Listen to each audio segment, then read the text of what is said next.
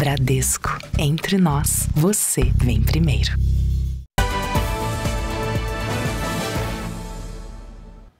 Olá, boa noite. Boa noite.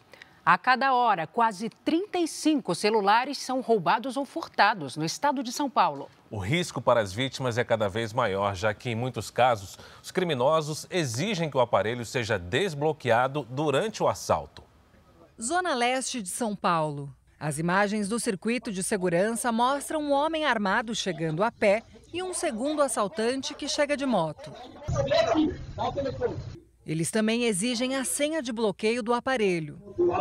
Além dos telefones, os criminosos levam óculos, relógios, carteiras. Mas durante o assalto, a tensão aumenta. Uma das vítimas não consegue tirar a aliança do dedo e o assaltante engatilha a arma. O ladrão não desiste e foge levando o anel. Violência que assusta os moradores. Tem muita criança, muita família, então o pessoal recebe bastante visita e aí você recebe uma visita e você não sabe se a visita vai conseguir entrar em paz dentro da sua própria casa. Sentimento de insegurança, também de revolta, né? Porque você trabalha para conquistar um bem e por fim você é assaltado e você não tem respaldo nenhum, né? A ação, que durou menos de 2 minutos, ainda é investigada. A Polícia Civil já identificou que, após o assalto, foram feitas transações bancárias na conta de uma das vítimas. E é através desses dados que os investigadores pretendem encontrar os criminosos. Para a Associação das Administradoras de Bens Imóveis e Condomínios de São Paulo, esse tipo de crime é difícil de ser evitado. Mas medidas de segurança podem dificultar a ação dos bandidos. Condomínios cada vez mais tentem aí estabelecer situações de reação interna a quem está assistindo, quem está acompanhando aquela ocorrência, do que fazer. Mas é importante que o condomínio também preveja no regimento como se comportar em situações que aconteçam ali no acesso dos veículos, dos moradores pela entrada de pedestres também. Dados de uma consultoria especializada em segurança mostram que mais de 76 mil celulares foram levados por criminosos em todo o estado de São Paulo, de janeiro a abril deste ano. O levantamento destaca ainda que é nas noites de segunda-feira que acontece a maioria dos casos, com mais de 17% das ocorrências. A Secretaria da Segurança Pública de São Paulo informa que o policiamento segue intensificado na região leste da capital e será reorientado com base nas denúncias dos moradores. Segundo a secretaria, os roubos caíram 22% nos 4 primeiros meses do ano. Com o aumento da violência, cresce também a procura por segurança. E na tentativa de evitar a ação de criminosos, as câmeras de segurança tomaram conta das fachadas de prédios, casas e lojas. Era madrugada quando o circuito de segurança registrou a ação de 4 suspeitos em 2 motos. Eles se aproximam da entrada de uma casa na zona leste de São Paulo. Um dos homens atravessa a rua para monitorar a movimentação do lado de fora da residência. O grupo invade o imóvel para furtar uma moto que estava na garagem, mas acaba fugindo depois de ser surpreendido pelo cachorro do proprietário. Ela estava aqui nesse local, a moto. Aí eles vieram arrastando, os 3, vieram arrastando ela, até que quando chegou aqui estava fechada, a cachorra estava aqui dentro. A cachorra que fechou, aí ela começou a latir, avançar. Foi aí que eles... Essa foi a primeira vez que o Caco teve a casa invadida, mas ele conta que outros vizinhos já tinham sido vítimas. Assustado, decidiu reforçar o número de câmeras no imóvel. Eu tinha 12 câmeras, né? Algumas funcionando, outras não. E eu reforcei com mais 4 câmeras de segurança. A procura por câmeras de segurança em residências e também em comércios tem aumentado na Grande São Paulo. Para se ter uma ideia, em 2020 eram cerca de 2 milhões de equipamentos instalados e agora já são mais de 3 milhões. A Associação das Empresas de Sistemas de Segurança registrou no ano passado, em todo o país, um crescimento de 13% nas vendas. E agora já prevê um aumento de 18% para este ano. O segmento encerrou 2023 com um faturamento de mais de 12 bilhões de reais. As imagens têm colaborado muito para identificar esses possíveis meliantes. Então, é natural que o cidadão busque ampliar o monitoramento e controlar na palma da mão tudo que está acontecendo no seu patrimônio. Veja agora outros destaques do dia. Polícia investiga a morte de jovem baleado em comunidade no Rio de Janeiro. Procon autua mercados que vendiam produtos danificados pelas enchentes em Porto Alegre. Justiça americana condena à prisão responsáveis por plataforma ilegal de filmes e séries. Palmeiras acerta a venda do atacante Estevão para o Chelsea da Inglaterra. E as delícias da gastronomia na reportagem especial sobre os 150 anos da imigração italiana no Brasil.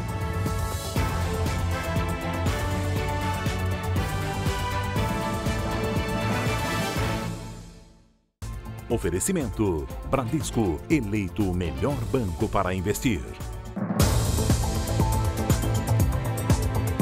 O governo do Ceará pode pedir reforço federal para combater a onda de violência no estado.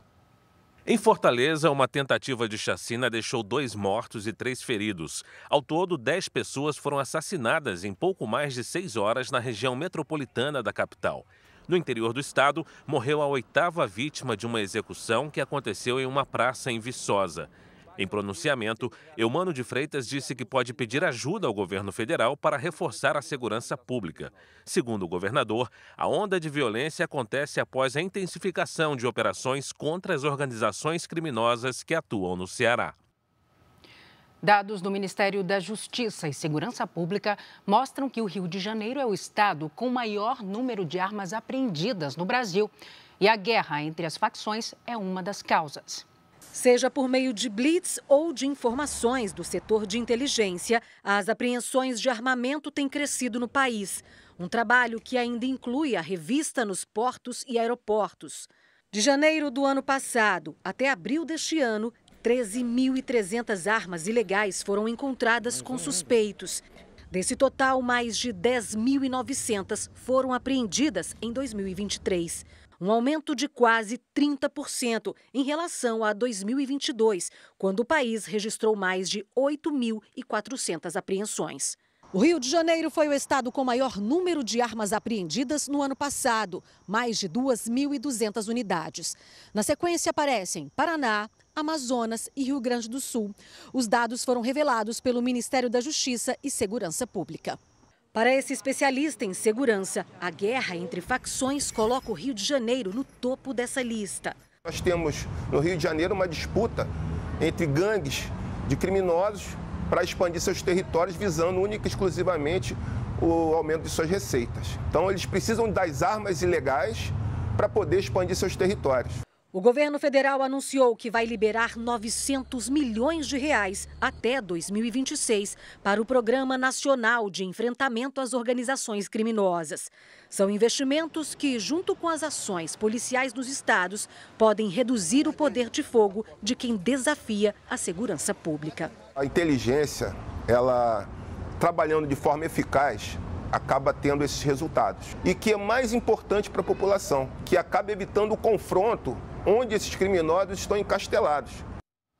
O uso de dados de vítimas para abertura de contas falsas e outras fraudes tem se tornado cada vez mais comum. Um levantamento mostra como esse tipo de crime tem se espalhado pelo país.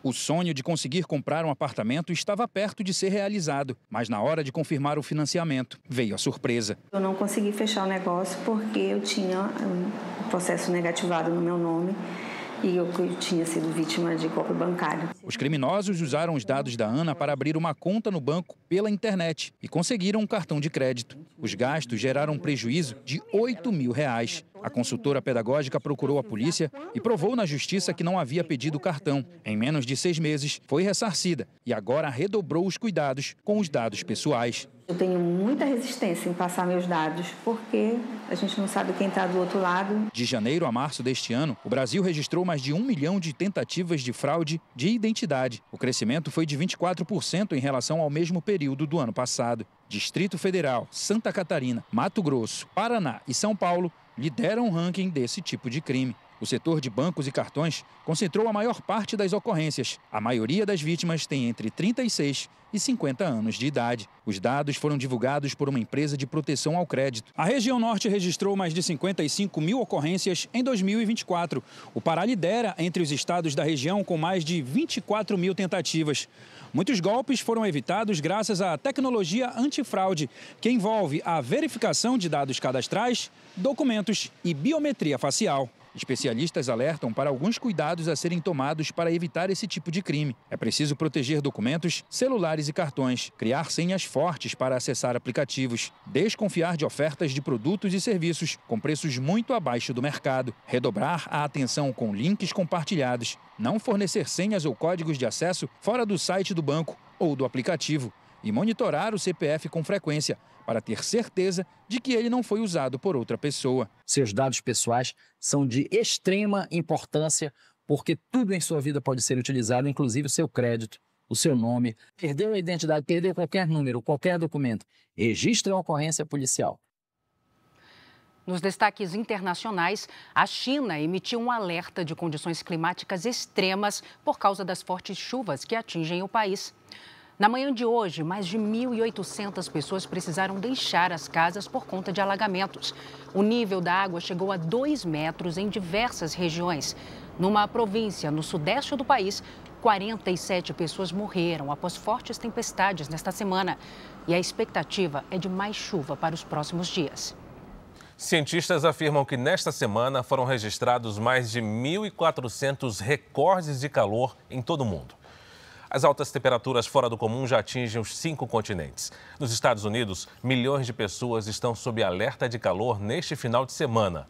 Na Itália, os termômetros podem passar dos 40 graus. Já na Arábia Saudita, mais de 500 pessoas morreram na peregrinação à cidade de Meca por conta da onda de calor. As autoridades estimam que o número pode chegar a 1.000. Hora de conversar com a Giovana Rizardo. Giovana, boa noite para você. Qual é a previsão do tempo para este domingo? Tempo seco e ainda mais quente em boa parte do país. Salsi, boa noite para você, para o Fara e a você também que nos acompanha. A massa de ar seco segue influenciando o tempo no interior do Brasil. Esse bloqueio atmosférico impede a formação de nuvens carregadas e a chegada de frentes frias às regiões sudeste e centro-oeste. Sem frentes frias, sem chance de chover. As imagens de satélite mostram que há poucas nuvens sobre o país. Elas só aparecem no estado de Roraima e outras perto do sul do Brasil. Por isso, tempo firme amanhã em toda a área clara aqui do mapa. Os termômetros em Porto Alegre podem marcar até 26 graus, em São Paulo 29, em Cuiabá 38, em Salvador 28 e até 34 em Rio Branco. Os temporais podem voltar ao Rio Grande do Sul neste domingo por conta da chegada de uma nova frente fria. Tem alerta, então, de chuva forte de alagamentos nas regiões norte e oeste do sul do estado gaúcho. A maior quantidade de água deve cair sobre Rio Grande, Santa Maria e Bagé. O dia vai ser nublado, com chuva a qualquer hora. Os termômetros ficam entre 20 e 24 graus. Vamos agora para o nosso momento de interatividade, hora do Tempo Delivery, aqui no Jornal da Record. A Eliane está de olho na previsão do tempo para Uberlândia, Minas Gerais. Eliane, seja bem-vinda. Previsão de sol e calorão até pelo menos semana que vem. Amanhã faz até 31 graus. Na segunda e na terça-feira, 32 graus.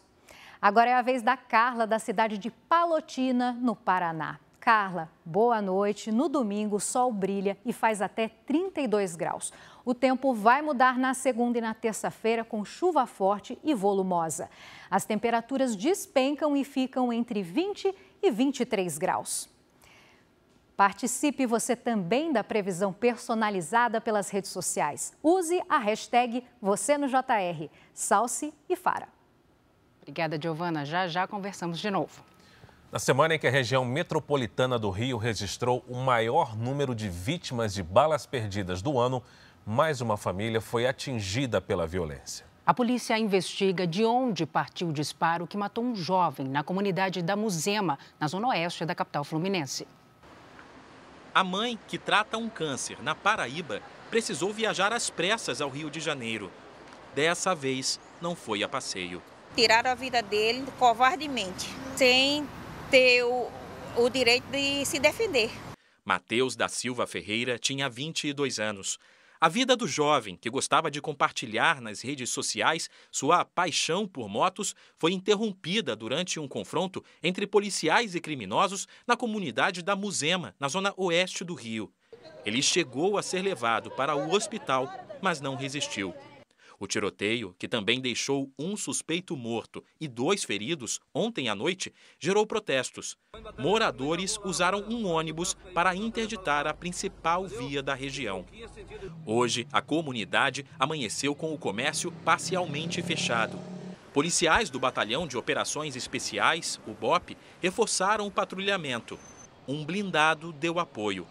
Ao mesmo tempo, a família de Mateus tentava liberar o corpo no Instituto Médico Legal e acusava a polícia pelo disparo. Meu primo tinha descido para buscar uma encomenda da namorada dele. Aí quando ele estava retornando, acertaram um tiro nele no portão. Segundo a Polícia Militar, uma equipe do setor de inteligência cumpria um mandado de busca na comunidade, quando foi atacada por cerca de 10 criminosos e reagiu. Durante a ação, foram encontrados 4 homens feridos. A Delegacia de Homicídios investiga de onde partiu o tiro que provocou a morte de Mateus. As armas dos PMs foram apreendidas para a perícia. Mateus estaria no grupo, que, segundo a PM, estava com estes fuzis, granadas, drogas e munição. A família nega. Meu filho não é bandido. Meu filho era um garoto honesto. Somente esta semana, 10 pessoas foram vítimas de balas perdidas no Rio e região metropolitana. 6 morreram. Entre elas, um homem atingido por disparo durante o confronto, hoje à tarde, na comunidade da Gardênia Azul, na zona oeste. Durante o socorro para o hospital, mais tiros foram ouvidos. O sábado também foi marcado pela despedida, a Ketilene Soares de Souza, de 37 anos.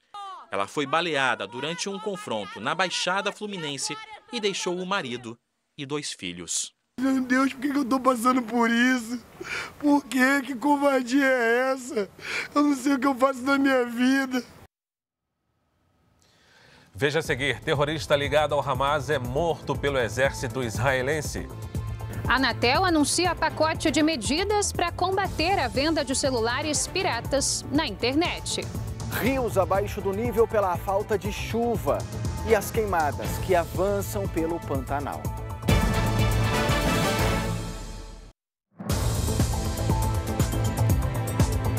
A falta de chuva mudou a paisagem em Mato Grosso do Sul. Alguns rios estão secos e a estiagem já compromete um dos paraísos naturais mais importantes do país, o Pantanal. Parece uma estrada de areia aberta no meio da vegetação, mas não. Aqui passava um rio. Estamos em Caracol, distante cerca de 370 quilômetros da capital Campo Grande. Esse caminho aberto na natureza era para o curso do Rio Perdido, que praticamente secou neste trecho. O que vemos agora é um fio de água que quase não tem forças para seguir adiante. O Ednei, que já deu a água do rio para os animais, está preocupado com a seca deste ano que mal começou. Fica difícil, né? Porque esse era o socorro que ia ter do rio, né? Porque na região aqui, todas elas dependem do rio se secar os açudes. Esta foto de tempos atrás mostra o rio antes de ser impactado pela falta d'água. O rio já vinha dando sinais de preocupação pelo baixo volume de água. Mas a falta de chuva este ano, somada a outros problemas ambientais, deixou o cenário muito mais crítico. Essa é uma área de transição entre Cerrado e Mata Atlântica. Mas toda a água que sai daqui deságua direto no Rio Paraguai, no Pantanal, um dos paraísos naturais mais importantes do país. Hoje o Pantanal está assim, castigado pelas queimadas. Sem água suficiente para inundar a planície e hidratar a vegetação, o fogo está tomando conta. 3% de todo o Pantanal já foi consumido pelo fogo nos últimos dias. O Pantanal ele precisa dessa cheia. Essa cheia renova a vida no Pantanal e a gente não teve essa cheia. Então isso já nos causa preocupação. A gente está apenas no início desse período de estiagem. e isso nos causa bastante preocupação. Na região do Rio Perdido, a Polícia Militar Ambiental reforça os alertas sobre a seca e inspeciona propriedades rurais para identificar áreas de desmatamento que vem contribuindo para o assoreamento do rio. Muita informação chega para a Polícia Ambiental através dessas pessoas rurais, pessoal que trabalha nos assentamentos, e são pessoas que viveram na região a vida toda, nasceram na região. Então tem informações importantíssimas para estar passando, que facilita o nosso trabalho e possibilita que a gente também faça uma intervenção policial, visando justamente evitar o cometimento de crimes ambientais ou qualquer tipo de degradação ambiental. Há 5 anos, a área é monitorada por um instituto de conservação. Para o biólogo, o rio ainda tem solução, mas precisa de medidas urgentes para não se perder de vez. Primeiro a gente precisa estancar esse sangramento, identificar o que está acontecendo, a partir daí a gente recuperar essas áreas para que a gente consiga restabelecer um fluxo hídrico para que esse rio se normalize e a gente possa ter o Rio Perdido bonito, impactante, como sempre foi. Em nota, o Instituto de Meio Ambiente de Mato Grosso do Sul informou que a escassez de água no Rio Perdido é reflexo da estiagem prolongada no estado e que técnicos do governo acompanham a situação. Sem chuva e com o tempo seco, os focos de incêndios aumentam a cada dia no Pantanal. A Giovana Rizardo está de volta para explicar para a gente. Oi, Salsi. Uma pesquisa do governo apontou que o Pantanal é o bioma mais afetado por queimadas nos últimos 39 anos. A área atingida corresponde a quase 60% do território que abrange os estados de Mato Grosso e Mato Grosso do Sul. Uma região 4 vezes maior que o território da cidade de São Paulo já queimou no Pantanal neste ano. Os incêndios de 2024 superam os de 2020, ano com um recorde de queimadas no bioma. Até o momento, mais de 2.800 focos de incêndios foram registrados em 2020. Foram cerca de 2.400 focos. Para piorar este ano, a temporada das chamas começou mais cedo do que o esperado. Com previsão de chuva abaixo da média e temperaturas elevadas nos próximos 3 meses, o Pantanal pode registrar o maior número de queimadas da história. Salsi e Fara. Obrigada, Giovana. A Anatel divulgou um pacote de medidas para impedir a venda de celulares piratas na internet. Se não cumprirem, as plataformas online podem ser multadas em até 6 milhões de reais. Na hora de comprar um celular novo, tem quem se preocupe com todo tipo de coisa. Preço, marca, tamanho. Você analisa mais ou menos o preço, né? Se for mais barato, você compra na internet ou em qualquer outro lugar. Se for mais em conta. O mais importante na hora de se comprar um celular, pelo menos para mim, é a qualidade do aparelho. Mas também é importante prestar atenção na segurança. No caso do Fernando, experiências de amigos com celulares falsificados serviram de lição. Um colega meu, justamente por comprar aparelho e o próprio carregador pirata, né? Explodiu o celular dele. Para tentar coibir a oferta de celulares piratas na internet, a Agência Nacional de Telecomunicações, a Anatel, publicou medidas que devem ser adotadas pelos sites de vendas online. As novas regras são uma resposta ao grande volume de celulares irregulares vendidos no Brasil e à dificuldade de negociação com as plataformas de comércio eletrônico.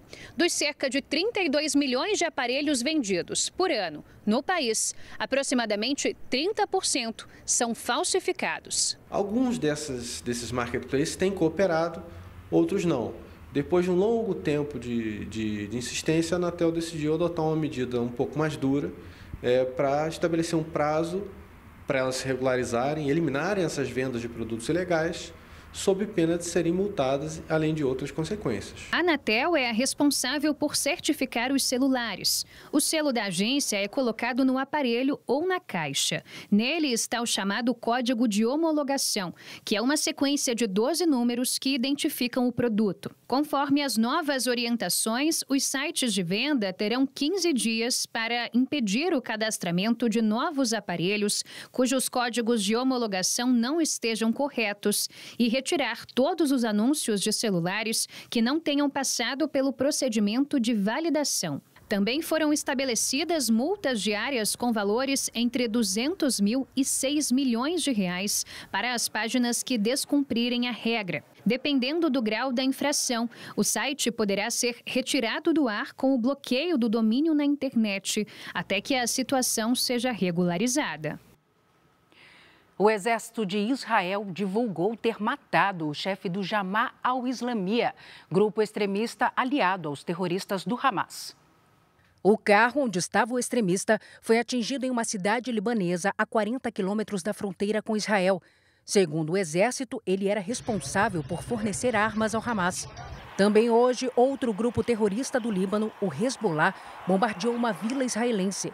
Não há informações sobre feridos. Neste sábado, novos bombardeios atingiram a cidade de Rafah, em Gaza, e outras áreas do território onde estão terroristas do Hamas. As operações tinham como alvo um comandante do grupo. Em Tel Aviv, milhares de pessoas se reuniram para pedir a libertação dos reféns que ainda estão em Gaza. Na Cisjordânia, as forças de defesa de Israel bloquearam vias e fizeram patrulhas após um cidadão israelense ser morto a tiros. Em um outro ponto de Tel Aviv, em Israel, uma praça se transformou no símbolo da luta dos familiares que têm parentes e amigos levados pelos terroristas do Hamas. A ampulheta marca o tempo e não deixa esquecer. Os reféns ainda estão lá. Há ainda muitos apelos. Libertem os sequestrados.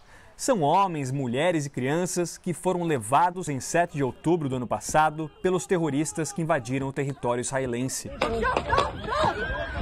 Essa é a chamada Praça dos Reféns e Desaparecidos. Fica no coração de Tel Aviv. Cada homenagem tem um significado. Esta mesa é uma das primeiras exibições que a gente vê ao chegar na praça. Este lado, onde os lugares estão cuidadosamente organizados, representa cada refém que já voltou. Já essa parte da mesa simboliza as vítimas que seguem presas na faixa de Gaza. Ainda estão sequestrados a irmã do meu genro, o namorado dela e o irmão dele, lamenta o argentino Marcelo, que é diretor de produção de uma fábrica de caixas. No dia do ataque do Hamas, a filha do Marcelo, grávida de 38 semanas, e os netos conseguiram se salvar. Mas o genro, que era enfermeiro e saiu para ajudar, não voltou. Há cerca de 2 semanas, a família recebeu a notícia de que ele morreu. 116 pessoas ainda estão sob o poder dos terroristas. Não se sabe em que condições. O governo israelense diz que trabalha para trazer todos os reféns de volta para casa.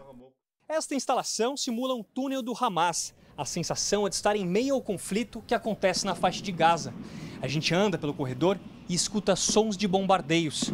Em poucos segundos, quase não há claridade alguma. A Praça dos Sequestrados se tornou um ponto para amigos e familiares se conectarem aos reféns. Há pessoas que ficam aqui durante dias e não voltam para casa nem mesmo para descansar. Foi o caso de Avihai Brodut, que no início da guerra fez vigília em frente ao Ministério da Defesa, do outro lado da rua, pedindo o resgate da esposa e dos filhos. Depois, ele migrou para a praça. A família de Avihai foi resgatada no final do ano passado. O Léo é guia em Israel, onde vive há mais de 15 anos. Depois que a guerra começou, ele passou a levar grupos até a Praça dos Reféns. Um dos objetivos da praça também é confortar essas famílias para que eles possam sentir que eles não estão sozinhos. Uma força que está por toda parte, no que se vê, no que se ouve e no que se sente. 2 astronautas estão presos na Estação Espacial Internacional sem previsão de retornar à Terra.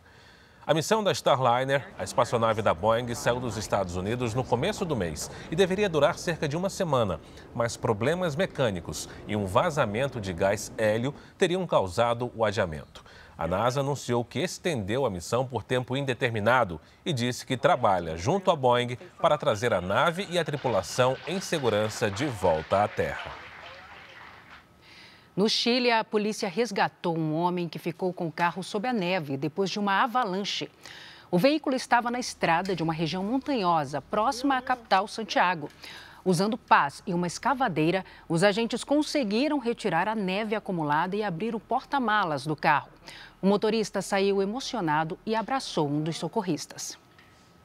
Vamos acompanhar agora os destaques do Domingo Espetacular. profissional pra cá, outro aqui, ele tá armado. O Domingo Espetacular conta quem era o dono do bar que foi atacado e morto por um cliente que estava assediando outros frequentadores. Encontramos os personagens por trás desse crime e eles contam detalhes do que viram naquela noite. Quem é o homem preso em flagrante? Exclusivo. A investigação de fraudes envolvendo o patrocínio milionário do Corinthians. Localizamos a mulher simples que descobriu que teve o nome usado para abrir uma das empresas investigadas. Quem são os investigados? Onde foi parar o dinheiro desviado? A polícia apura o uso de laranjas para intermediar o contrato com a empresa e, assim, desviar milhões de reais.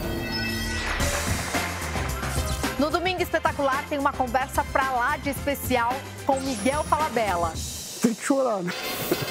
O ator, diretor, roteirista, Falabella contou sobre a vida e a carreira. Entra uma vida, entra um sonho. Ele revela detalhes do novo projeto, um musical que vai homenagear o sambista Martinho da Vila. Canta, canta, minha gente. É no Domingo Espetacular, depois do Canta Comigo. Beijo. Veja a seguir, agentes da Defesa Civil de São Paulo vão ao Japão para aprimorar técnicas de segurança para enfrentar desastres naturais. Quadrilha invade estacionamento de aeroporto de Viracopos, em Campinas, para fugir com carros de passageiros. Procon de Porto Alegre autua mercados por venderem produtos danificados pelas enchentes.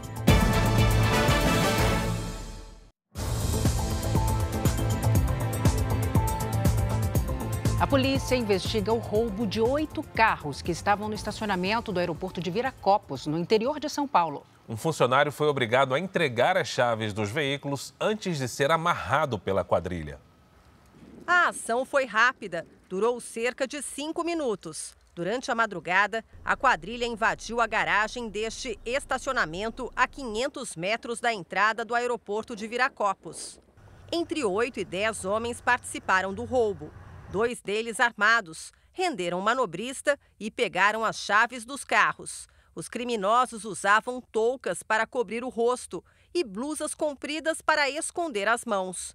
Eles amarraram o funcionário e fugiram com 8 veículos. Iniciamos algumas diligências, temos algumas imagens do evento ocorrido, e inclusive estamos solicitando perícias especializadas para que nos auxiliem nas investigações do caso. Durante a fuga, 2 carros foram abandonados pelo caminho em diferentes bairros de Campinas, um deles com a roda destruída. Os criminosos também deixaram para trás uma touca ninja. Peritos fizeram buscas por impressões digitais. Foi o segundo assalto a este estacionamento em menos de 3 meses. A polícia investiga se o roubo foi planejado pela mesma quadrilha. Possivelmente, esse tipo de ação é utilizado posteriormente para crime organizado, algum outro evento um pouco mais complexo. Em abril, 3 caminhonetes foram levadas. O circuito mostra que os criminosos estavam com os rostos cobertos. Na fuga, eles quebraram a cancela do estacionamento. Até hoje, ninguém foi preso. Em Porto Alegre, o Procon encontrou mercados vendendo produtos que foram expostos à enchente. Na zona norte da cidade, a prefeitura realizou um mutirão para a retirada de entulho das ruas. O que agora é lixo, antes eram móveis, eletrodomésticos, roupas, brinquedos, memórias. Neste sábado de sol, um mutirão de limpeza foi realizado no bairro Sarandi, na zona norte de Porto Alegre, com equipes da prefeitura e voluntários. Eu quero limpar minha calçada, eu tenho mais lixo para pôr para fora, lixo. Nossas coisas que estragaram, né? E eu não consigo. É insalubre a gente ficar aqui. Há exatamente um mês, o Jornal da Record esteve no Sarandi de bote. Mostramos o bairro que estava com cerca de 1,5 metros de água nas ruas. O cenário mudou, mas os moradores ainda não conseguiram retomar a vida. Muita limpeza precisa ser feita. A vontade que dava era fechar tudo e ir embora, entendeu? Porque era horrível aquele lodo dentro da casa. Nós estamos aqui praticamente há 18 dias aí direto, limpando e botando para a rua, e botando e não termina. Quanto mais tu faz, parece que tu volta a estaca zero sempre. É incrível, é coisa muito difícil. Segundo a Prefeitura, quase 78 mil toneladas de lixo já foram retiradas das ruas da capital gaúcha. No meio de tantos problemas, surgiu mais um. A venda de alimentos, bebidas e outros produtos que foram tirados da enchente, lavados e colocados de volta nas prateleiras. O Procon de Porto Alegre investiga uma série de denúncias e aumenta a fiscalização nos pontos comerciais. Um supermercado na zona norte da capital foi interditado por 5 dias. O local estava vendendo produtos com resquícios da água da enchente. A estrutura do espaço também estava comprometida para funcionários e clientes. O Procon não é a ideia do Procon prejudicar o comércio que está, de fato, tentando voltar depois de um mês fechado, com todos os problemas, com todos os prejuízos. A gente só quer que a população fique protegida e possa consumir com segurança. Nesta semana, um mercado atacadista também foi autuado por vender produtos sujos da inundação. Na maioria dos casos, a embalagem é lavada, só que é muito fácil do consumidor poder identificar isso olhando os pequenos frisos nas embalagens plásticas e os enlatados, na sua maioria, eles apresentam sinais de ferrugem na parte inferior, principalmente onde ele fica apoiado. Todos pelo Rio Grande do Sul. Esse foi o tema da ação social Driblando a Fome, da Igreja Universal, realizada hoje em Santa Catarina. Milhares de pessoas se reuniram no evento, que arrecadou 26 toneladas de doações para as vítimas das enchentes nos municípios gaúchos. Um dia para sair de casa e ajudar a quem precisa. A gente sabe que tem muita gente que perdeu tudo, né? E esses alimentos para muita gente é tudo que eles têm, né? Tudo que eles vão ter, né? É uma satisfação muito grande, né? Poder ajudar alguém que está necessitado, né? Que a gente também poderia estar no lugar deles. Com o apoio de 450 voluntários, a ação social contou com apresentações culturais, momentos de brincadeiras e também com um momento de fé e reflexão.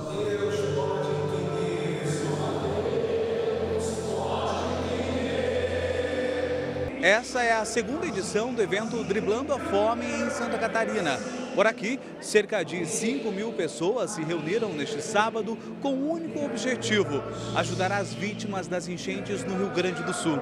26 toneladas de donativos serão levadas a quem mais precisa nas comunidades gaúchas. Todo esse trabalho, nós estamos aqui muito felizes por poder fazer parte disso. Temos certeza que vai ajudar muitos necessitados. Além das doações ao Rio Grande do Sul, foram distribuídas durante o evento 1.000 cestas básicas aos catarinenses em situação de vulnerabilidade. Nós trouxemos hoje aqui pessoas das comunidades próximas, São José, Grande Florianópolis. Essas pessoas serão ajudadas aqui no evento. Porém, nós vamos enviar todos os donativos para o Rio Grande do Sul. Para fechar o evento, convidados especiais participaram de um jogo de futebol. Brincadeiras à parte, é importante que a gente venha fazer um grande golaço contra a fome, né? Isso é o que é o mais importante. O importante é que todo esse público veio para cá, né, com alegria, com prazer, contribuir, participar desse evento e alcançar o objetivo principal. Você também pode se juntar a essa corrente solidária com uma doação de qualquer valor. A chave Pix do Unisocial é social@universal.org. O valor da doação será revertido em suprimentos para as famílias atingidas. O governo do Rio Grande do Sul também recebe doações. A chave Pix é o CNPJ 92 958 800 1000 ao contrário 38. Segundo as autoridades, os recursos serão direcionados às vítimas das cheias. Especialistas em defesa civil do Brasil foram até o Japão para aprimorar as técnicas de segurança para desastres naturais. O país conta com um dos mais avançados sistemas de prevenção do mundo. Representantes de centenas de países estiveram reunidos durante uma semana na província de Hyogo, no Japão, para discutir a gestão de risco de desastres naturais. Liderada pelo coordenador de Proteção e Defesa Civil de São Paulo, a equipe aprofundou as estratégias para atuação em ocorrências de extremos climáticos. O grupo esteve no Rio Grande do Sul atuando no trabalho de resgate das vítimas das enchentes históricas que atingiram o estado. Segundo o Banco Mundial, que organiza o evento, o custo de desastres causados por fenômenos naturais disparou nos últimos 40 anos em todo o planeta. De 283 bilhões de reais em 1980, foi para mais de 1 trilhão de reais no início de 2020.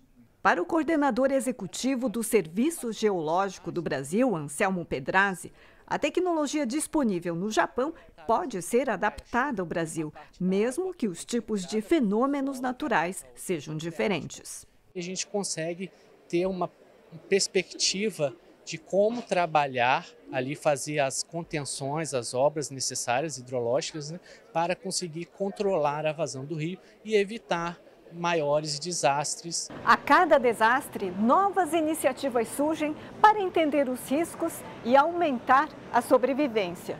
Essas armações, feitas apenas em papelão, têm sido usadas em abrigos de emergência para garantir a privacidade das vítimas e evitar o contágio de doenças infecciosas.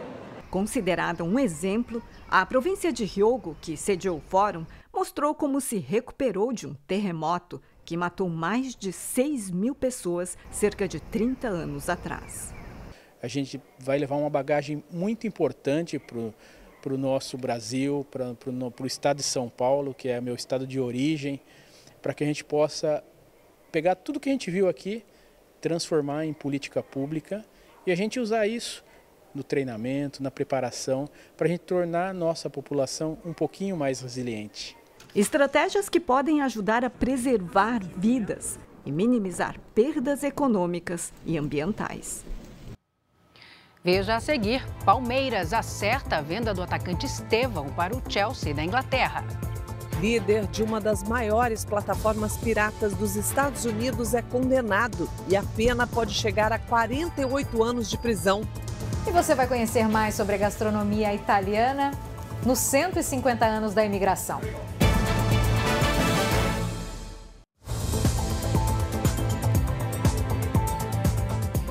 A cidade de Ilhabela, no litoral norte de São Paulo, será a primeira da região sudeste a ter uma usina de dessalinização, que converte a água salgada do mar em água potável.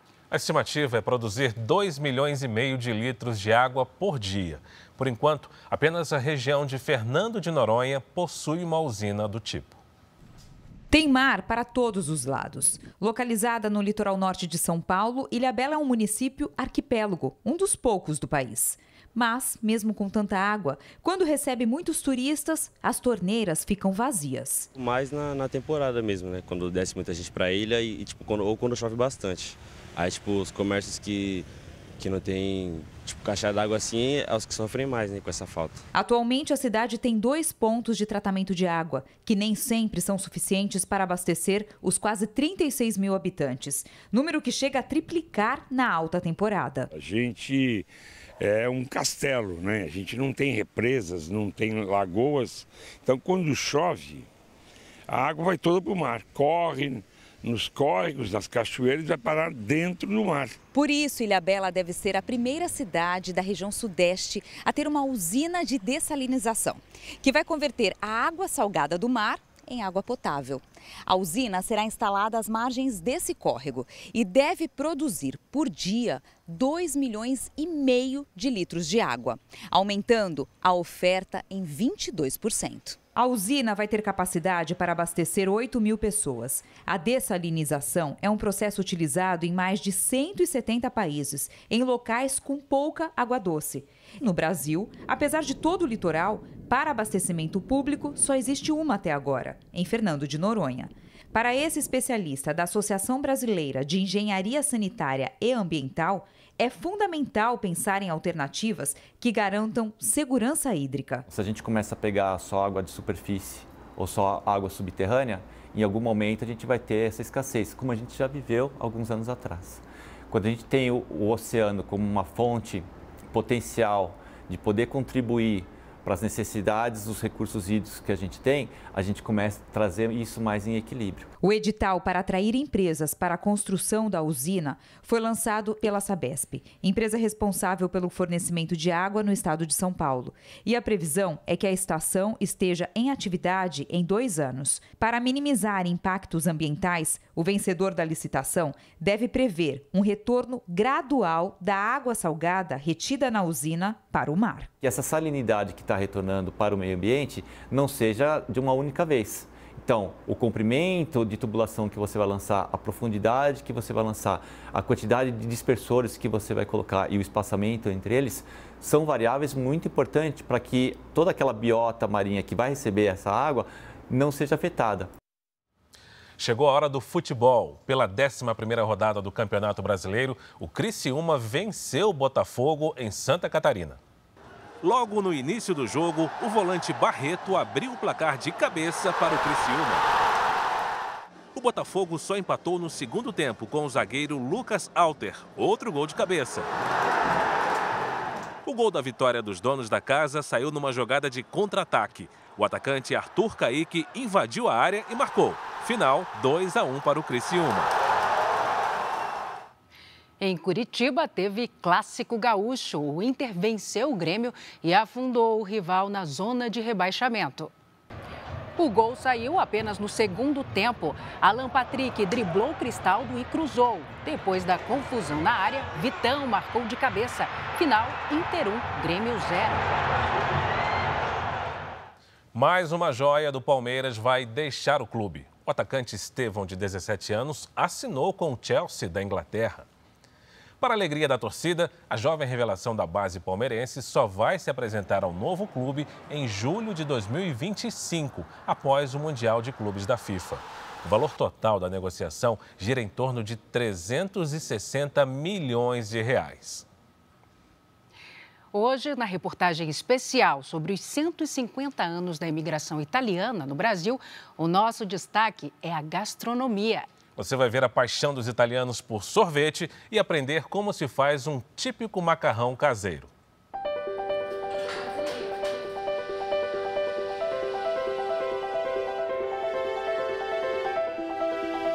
O tempero é segredo de família. Ela está dizendo que é como se fosse uma musculação para os braços.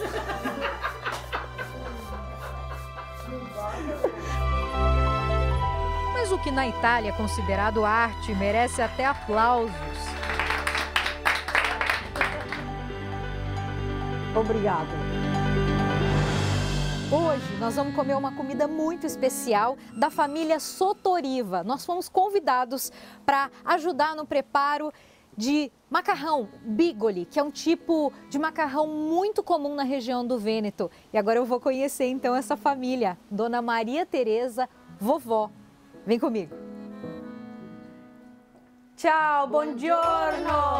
Bem-vindos. Como vai? Bene. Maria Teresa, de 82 anos, nasceu e cresceu nesta pequena cidade no norte da Itália. É ela quem faz a massa. Além da experiência, vão na receita farinha, ovos e um pouco de vinho. O formato parece um espaguete, mas não é. Tradicional é próprio bigoli. O bigoli é muito tradicional. O próprio bigoli é do Vêneto, mas também outras massas quando são feitas em casa. Bigoli leva molho com ragu e também pode ser feito com pesto. Ela mistura, sova e abre a massa com muita habilidade. O rolo de madeira foi feito pelo pai dela e guardado com carinho até hoje. Sal na água e massa no fogo. Ela faz uma pergunta importante. Tutti quanti? Estamos em quantas pessoas? 6. Durante o cozimento, ela rala o queijo na hora. Dona Teresa faz questão de mostrar orgulhosa o maior prêmio que uma nona pode ganhar. Agora, o que eu quero saber foi quem deu esse avental lindo aqui, dizendo que o melhor restaurante que existe é da vovó Maria. Foram meus netos que me deram. Os 8 se juntaram. Tenho 4 meninas e elas tiveram 8 filhos, todos meninos. Tutti maschi. Com as massas cozidas, ela mistura o bigoli com o molho ragu, que é parecido com o bolonhesa, e o queijo ralado. E o molho adere, suga, fica bem saboroso na massa. O único momento em que a casa fica em silêncio é na hora do almoço. É importante para a saúde. Para nós, italianos, comer é muito importante para a saúde e para a gente ter companhia na cozinha. E para terminar, um ritual muito popular em toda a Itália. Um gran finale para um delicioso prato de massa com molho. Aqui na Itália eles chamam isso de scarpetta. Quando você termina o seu prato, sobra ali um molhinho, né? Então eles pegam o pão, um naco de pão, e passam para limpar totalmente o prato. Prato limpo, hora da sobremesa. Nossa próxima parada é uma pequena cidade que é sinônimo de sorvete. Por todo lado que se olha, sorveterias. Para nós, a atividade do sorveteiro é muito importante para a região.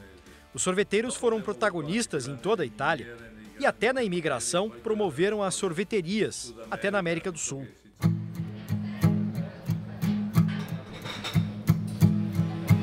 Essa aqui é uma máquina da década de 20 e 30 que fazia sorvete. Funcionava em uma época que se pegava gelo em cima da montanha para conseguir fazer o sorvete. O mestre sorveteiro Teonilo é um dos mais antigos da região. Ele mostra a infinidade de sabores. Um deles é ainda mais especial. Ah, ele tem sorvete até para homenagear os netos. É um negócio que está na família há 35 anos, começou com o avô de Teonilo. Esta aqui é minha mulher quando era pequena. O filho faz parte da nova geração e explica que o estilo italiano de fazer sorvete é simples. O importante são os ingredientes frescos, como este de avelã. Esse leva ovo, amêndoas, açúcar e creme de avelã. Aí, ó, já estão falando que cremino que é o melhor de todos. Cremino. Ó, ele é extremamente cremoso. Em todo o canto na Itália, há filas de sorveterias. Esta tem um gelato especial. Meu avô, logo quando inventou o sabor de flocos, me fez provar. Foi o primeiro sorvete que eu experimentei e não esqueço, nunca mudamos a receita. Ele abre a cozinha e mostra o segredo do stracciatella original, a mistura líquida que é a base para o sorvete. Na máquina de mais de 60 anos, os ingredientes vão virar gelato em 15 minutos. Agora é a vez de colocar o chocolate meio amargo na massa. Percebe? Tem muito do artesanal. Gelato pronto e servido fresquinho no balcão. Então agora eu vou experimentar o verdadeiro sorvete de flocos aqui da Itália com o neto de quem inventou. É muito bom, é muito cremoso. Pasta e gelato, duas receitas simples que encontraram dois valorosos ingredientes: o apetite e a criatividade dos italianos para ganhar o mundo. Que delícia, hein? Nos Estados Unidos, 5 homens foram condenados à prisão por manterem uma plataforma ilegal de filmes e séries. O conteúdo disponível era maior que a soma dos catálogos de 4 grandes empresas que prestam esse serviço no país. A plataforma pirata cobrava um valor equivalente a R$ 54 por mês. Nas investigações feitas pelo FBI, a Polícia Federal Americana, foi descoberto que o site hospedava milhares de episódios de programas de televisão, séries e filmes, incluindo os que estavam nas principais plataformas de streaming dos Estados Unidos. O catálogo era maior que o de todas as empresas juntas.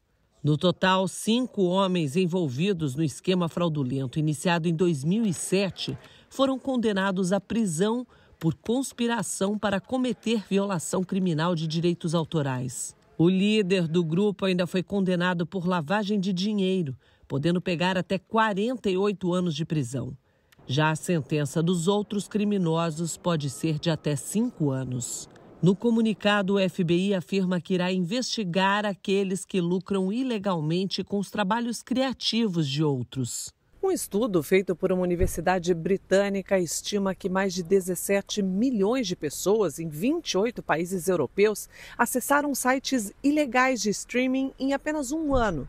Segundo a pesquisa, os britânicos e os irlandeses estão entre os que mais consomem conteúdos de plataformas ilegais. O estudo ainda mostra que a pirataria causa prejuízos equivalentes a quase 17 bilhões e meio de reais por ano. A União Europeia criou uma plataforma de cooperação entre os países do bloco para combater o streaming ilegal. Este ano, com foco em eventos esportivos como as Olimpíadas. No Brasil, a Anatel tem um laboratório dedicado ao combate à pirataria audiovisual e trabalha com outros órgãos da administração pública para apreender aparelhos irregulares.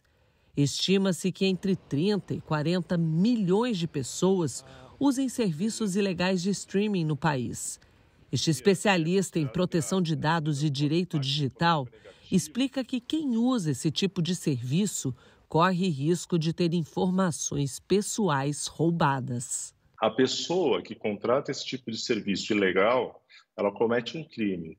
Mas mais do que o crime, ela corre um risco muito grande, porque esses serviços eles são via internet. Então, ela precisa necessariamente abrir a sua rede de Wi-Fi, colocando ali a sua senha, para essas organizações criminosas que vendem os serviços de streaming, eles invadirem o seu notebook, invadirem o seu celular, copiar, coletar informações, por exemplo, bancárias, senhas, é muito fácil e isso é muito comum.